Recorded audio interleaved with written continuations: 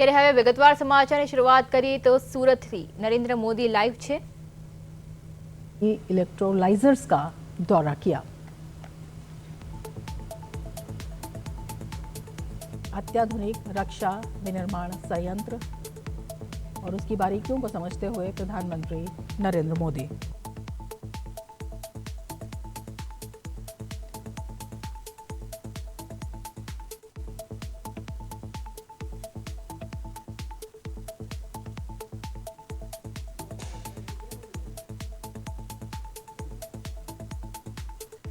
L&T लगातार अगर इसका इतिहास बताएं तो पिछले 3 दशकों से भारतीय रक्षा उद्योग की ज़रूरतों को पूरा कर रही है और साथ ही लगातार इसके द्वारा प्रयास किया जा रहा है कि भारतीय सेना की आवश्यकताओं के अनुरूप किस तरह से उन्नत बख्तरबंद प्लेटफॉर्म उपलब्ध कराए जाए, जिससे कि सभी रक्षा क्षेत्रों में अग्रणी बनने के दृष्टिकोण को आगे बढ़ाया जाए।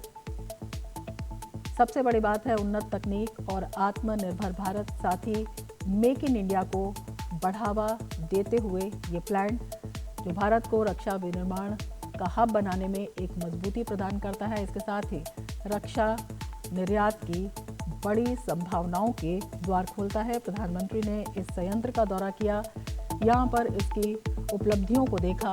2019 के बाद जिस तरह से लगातार यहाँ पर प्रगति हो रही है, मजबूती आ रही है, उसका निरीक्षण करते हुए प्रधानमंत्री नरेंद्र मोदी और उसके साथ ही किस तरह से रक्षा क्षेत्र में आत्मनिर्भर भारत को मजबूती दी जा रही है, उसकी प्रस्तावना लिखते हुए प्रधानमंत्री नरेंद्र मोदी इस समीक्षा के द्वारा, इस निरीक्षण के द्वारा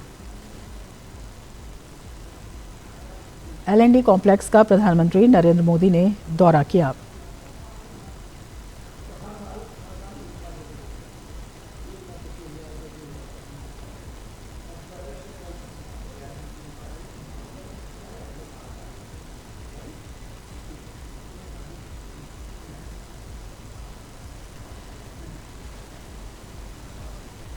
हजीरा में L&T संयंत्र का दौरा करते हुए प्रधानमंत्री नरेंद्र मोदी, जो कि प्रमुख रक्षा विनिर्माण केंद्रों में से एक बन चुका है, इसके साथ ही जो अत्याधुनिक सैन्य प्लेटफॉर्म है उनके निर्माण को देखते हुए बेहद अहम प्रधानमंत्री का ये दौरा मेक इन इंडिया को गति देता हुआ, इसके साथ ही रक्षा निर्यात में भारत की क्षमताओं को बढ़ाता हुआ, भारत के रक्षा संयंत्रों को किस तरह से वैश्विक रूप से प्रतिस्पर्धी बनाया जा रहा है, उसका ये एक उत्कृष्ट उदाहरण है।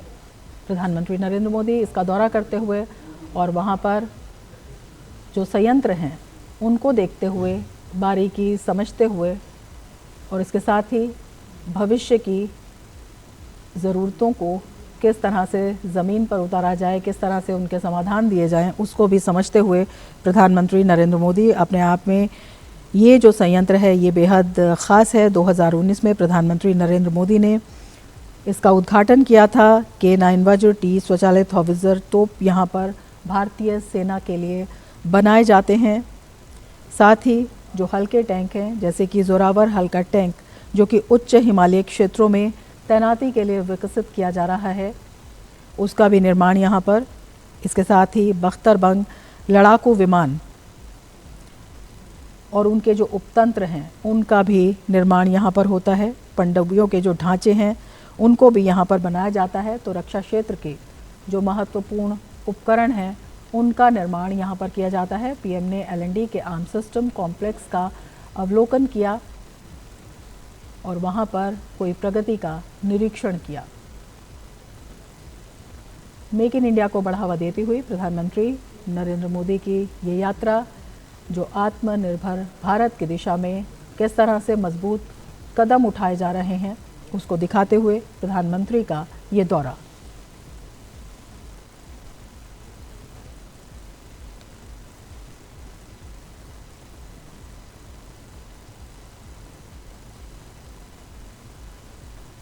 किस तरह से भारत आज अत्याधुनिक तकनीकों से लैस है।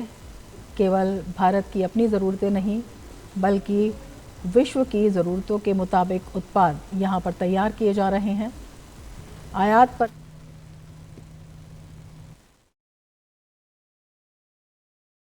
જેવી રીતે આપ સ્ક્રીન પર દ્રશ્યો જોઈ રહ્યા છો, પીએમ મોદીના હસ્તે વિકાસ કાર્યોની ભેટ આપવામાં આવી છે, ત્યારે વતનમાં સુરતમાં જેવી રીતે વડાપ્રધાન આવી પહોંચ્યા છે. લક્ષદ્વીપ માટે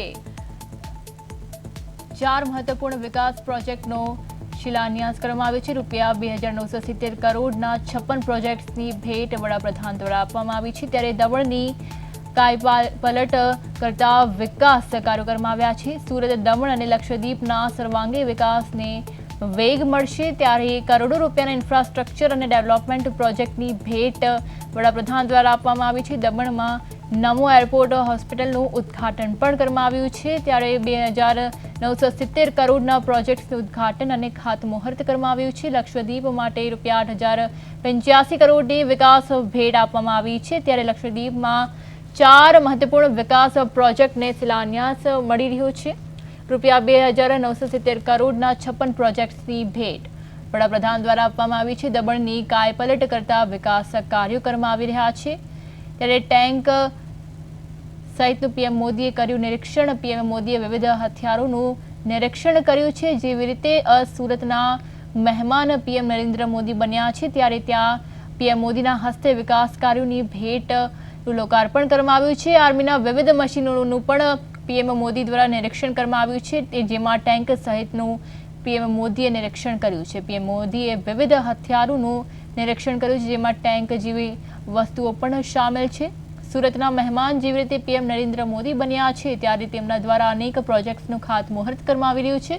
દમણની કાયાપલટ કરતા વિકાસ કાર્યો પણ કરવામાં આવી રહ્યા છે. સુરત, દમણ અને લક્ષદ્વીપના સર્વાંગી વિકાસને વેગ મળશે. ત્યારે હાલ તો જેવી રીતે સુરતમાં વડાપ્રધાન નરેન્દ્ર મોદી આવી પહોંચ્યા છે, ત્યારે ત્યાંની વિકાસ કાર્યોની ભેટનું પીએમ નરેન્દ્ર મોદી દ્વારા આપવામાં આવ્યું છે અને તેનું નિરીક્ષણ કરવામાં આવી રહ્યું છે. જેવી રીતે આપ સ્ક્રીન પર દ્રશ્યો જોઈ શકો છો કે પીએમ નરેન્દ્ર મોદીએ જેવી રીતે સુરતની ખાસ મુલાકાત લીધી છે, ત્યારે ત્યાંના હથિયારોનું નિરીક્ષણ તેમની દ્વારા કરવામાં આવી રહ્યું છે અને ટેન્કર જેવી વસ્તુઓનું નિરીક્ષણ પીએમ નરેન્દ્ર મોદી દ્વારા કરવામાં આવ્યું છે. ત્યારે આ સિવાય લક્ષદ્વીપમાં પણ અનેક વિવિધ મશીનોનું નિરીક્ષણ કરવામાં આવશે. ત્યારે અનેક દમણની પણ કાયાપલટ કરતા વિકાસ કાર્યોને વેગ મળશે. ત્યારે સુરત, દમણ અને લક્ષદ્વીપના સર્વાંગી વિકાસને પીએમ નરેન્દ્ર મોદી દ્વારા વેગ મળશે. કરોડો રૂપિયાના ઇન્ફ્રાસ્ટ્રક્ચર અને ડેવલપમેન્ટ પ્રોજેક્ટ્સની ભેટ આપવામાં આવી છે. દમણમાં નમો એરપોર્ટ હોસ્પિટલનું પણ ઉદ્ઘાટન કરવામાં આવ્યું છે. ત્યારે 2,970 કરોડના પ્રોજેક્ટ્સનું ઉદ્ઘાટન અને ખાતમુહૂર્ત કરવામાં આવ્યું છે. પીએમ મોદીએ વિવિધ હથિયારોનું જેવી રીતે નિરીક્ષણ કર્યું છે, જેવી રીતે સ્ક્રીન પર દ્રશ્યો આપ જોઈ રહ્યા છો કે નરેન્દ્ર મોદી જેવી રીતે ખાસ નિરીક્ષણ કરી રહ્યા છે. અલગ અલગ વસ્તુઓનું તેમણે નિરીક્ષણ કર્યું છે. સુરતની આપણે આ વાત કરી રહ્યા છીએ. હાલમાં તેઓ સુરતમાં છે અને સુરતમાં અનેક હથિયારોનું નિરીક્ષણ તેઓ કરી રહ્યા છે, જેમાં ટેન્ક સામેલ છે અને તેમના દ્વારા ઉદ્ઘાટન કરવામાં આવી રહ્યું છે, ખાતમુહૂર્ત કરવામાં આવી રહ્યું છે અને ત્યાંના મેનેજર દ્વારા પણ પીએમ નરેન્દ્ર મોદીને જેવી રીતે સમજાવવામાં આવી રહી છે.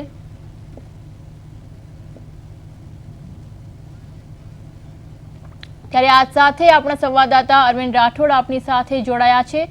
જી અરવિંદ, જેવી રીતે વડાપ્રધાન નરેન્દ્ર મોદી સુરત ખાતે પહોંચ્યા છે, કેવો છે માહોલ?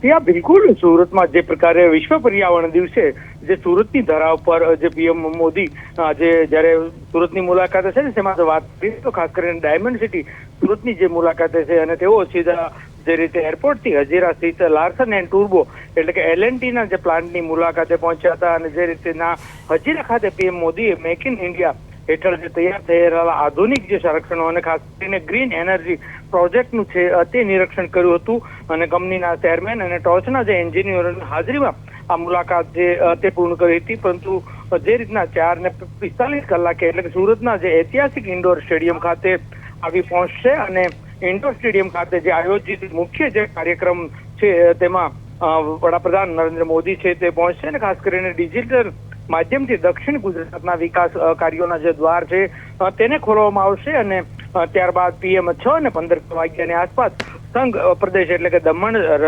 રવાના થશે અને તેમના 1,000 કરોડના વધુ જે વિવિધ વિકાસલક્ષી જે લોકાર્પણ અને ખાતમુહૂર્તો છે તે કરવામાં આવશે. એટલે મહત્વની વાત છે કે આજે જ્યારે PM વતનમાં વડાપ્રધાન એટલે કે આજના દિવસે જે રીતે સુરત, નવસારી, ભરૂચ, વલસાડ, તાપી, ડાંગ, નર્મદા સહિત 7 જિલ્લાઓમાં અંદાજિત જે રીતે 18,000થી જે વધારે કરોડના જે વિવિધ 8 વિભાગોનો 24 જે વિકાસ જે પ્રકલ્પનો છે તે ભેટ મળવાની છે અને પ્રોજેક્ટમાં અનેક મહત્વાકાંક્ષી જે કાર્યો છે તેનું લોકાર્પણ કરવામાં આવશે. તે વિવિધ જે 5 પ્રકલ્પોનું ખાતમુહૂર્ત સાથે જે રીતના આખો કાર્યક્રમ છે તે યોજાઈ રહ્યો છે. આ પ્રમાણેની સ્થિતિ છે. એટલે વતનમાં વડાપ્રધાન અને ખાસ કરીને સુરત અને દક્ષિણ ગુજરાતમાં એક વડાપ્રધાનના આગમનને લઈને એક જે રીતનો કાર્યકર્તાઓ પણ ખાસ કરીને દેશભરમાં લોકોમાં એક અનોખો ઉત્સાહ છે તે અહીં જોવા મળી રહ્યો છે. જી પ્રિયા.